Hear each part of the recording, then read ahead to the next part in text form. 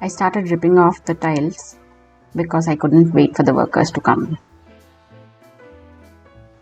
If you've seen my videos before, then you know I used to have a lovely little studio space.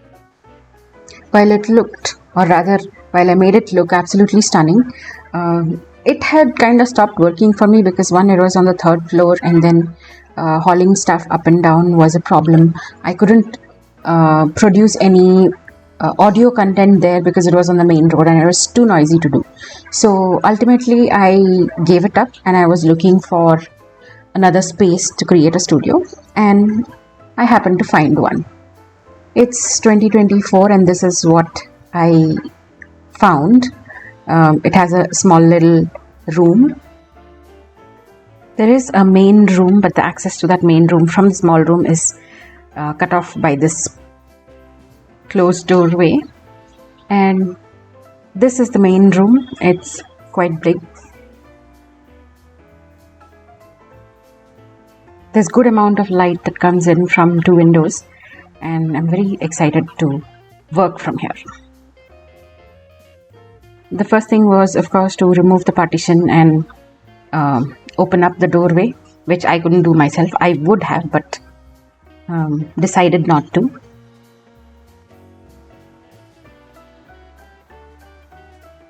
Once it was open, I had like a nice little access from one room to another. The only problem was it was extremely ugly and the paint wouldn't come off from the wood, and it was poked on different places. So I wanted to paint this doorway.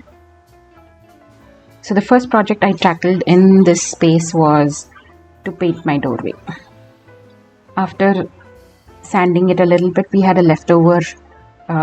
some leftover gray paint, so I decided I'm going to use whatever's left over.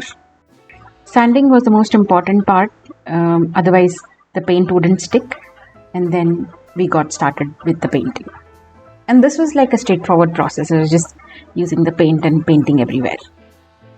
As you can see, I had some help.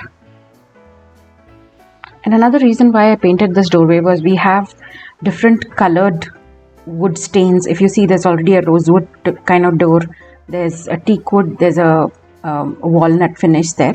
So the only way of making sense of the whole thing was to paint it. And that little yellow vase that you see right there no longer exists because it's RIP. I can't live with white walls. I have to have some color in the studio. So this small little wall that I had, I thought maybe I should paint a color here just to get started. Again, my yellow vase, which no longer exists. Anyway, I got painting.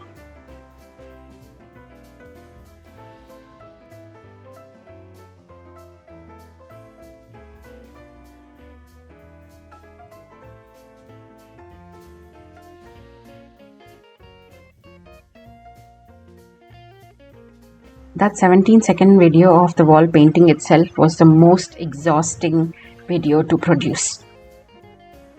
I have some wall plates that I plan to put on that wall. I'm not too sure how I want to put it, but this is what will go up on the wall. The next project is this glass shuttered cabinet. It was next to impossible to keep the insides of the glass cabinet pretty, at least not in a workshop. The center part, however, I plan to convert it to a snack bar, coffee bar, tea bar, whatever. So to cover the glass, I want to use fabric, and this is a Kantha print fabric that I'm using. The first thing, however, is definitely to iron and remove the creases. I've cut the fabric slightly larger than the glass pane, and then it was a matter of folding it and stapling it onto the frame. I wanted to fast forward this video or maybe chop it in places, but I wanted you to see the actual time it takes to do something like this. This is like a real time update of how a DIY goes. This was still a DIY that took just an hour to make both windows, but then it's a slow process. So the 1 hour is maybe crunched into 2 or 3 minutes that you actually see.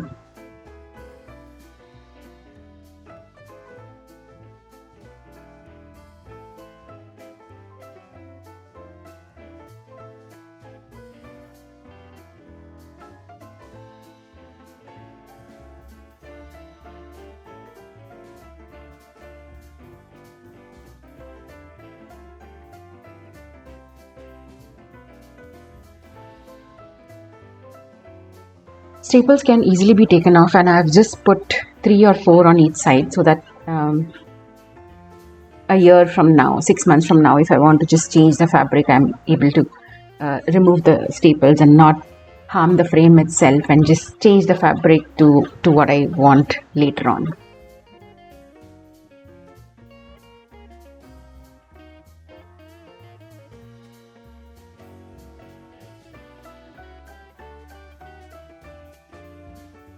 I need a space to be clean and clutter free for me to start working there. So I think these projects sort of made me feel like I'm not sitting in a white box and working.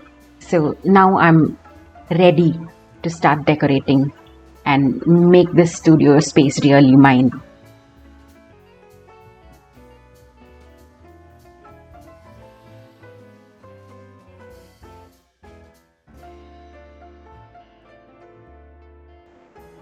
I hope you enjoyed this video. I will see you in the next one.